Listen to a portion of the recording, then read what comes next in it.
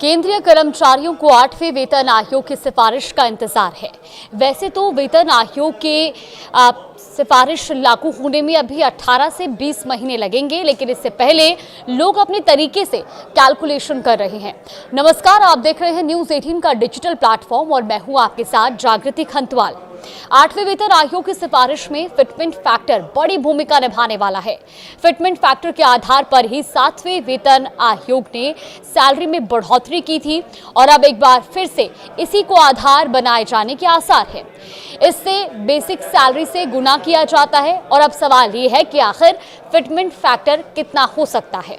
दरअसल कर्मचारी संगठनों ने 2.86 से लेकर 3.25% तक के फिटमेंट फैक्टर की मांग रखी है।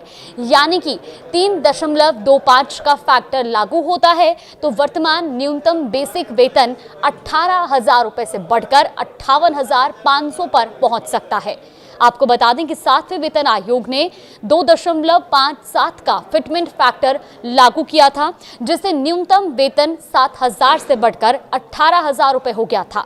8वें वेतन आयोग से डिमांड को लेकर नेशनल काउंसिल यानी कि स्टाफ की साइड से जो काउंसिल है उसकी जॉइंट कंसल्टेटिव मशीनरी NCJCM की ड्राफ्टिंग कमेटी 25 फरवरी 2026 को नई दिल्ली में बैठक करने जा रही है और इस बैठक में कर्मचारियों और पेंशनरों की मांग का संयुक्त ज्ञापन तैयार किया जाएगा।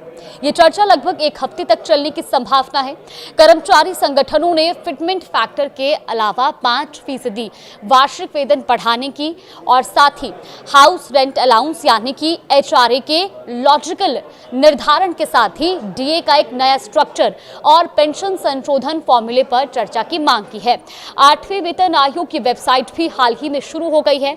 ऐसे में सरकार ने संबंधित व्यक्तियों और हितधारकों से सुझाव और राय इस वेबसाइट के जरिए मांगे हैं, जिसमें लाखों केंद्रीय सरकारी कर्मचारियों और पेंशन भोगियों को राहत मिली है। वहीं केंद्र सरकार के नेतृत्व में जहां जनवरी 2022 में 8वें वेतन आयोग की घोषणा की गई थी और इसके कुछ महीने बाद ही पिछले साल 3 नवंबर को वित्त मंत्रालय ने इसे औपचारिक रूप से अधिसूचित किया था। इसके अलावा सरकार ने संदर्भ की शर्तें भी स्वीकृत कर दी हैं, जिसके तहत 8वें वेतन आयोग को केंद्रीय सरकारी कर्मचारी और पेंशन भोगियों के वेतन, पेंशन और अन्य भत्तों में संशोधन के लिए 18 महीने के भीतर अपनी सिफारिशें देनी होंगी। बता दें कि 7वें वेतन आयोग का कार्यकाल 31 दिसंबर 2025 को पूरा हो गया था और अब 8वें वेतन आयोग की सिफारिशें लागू होने वाली है।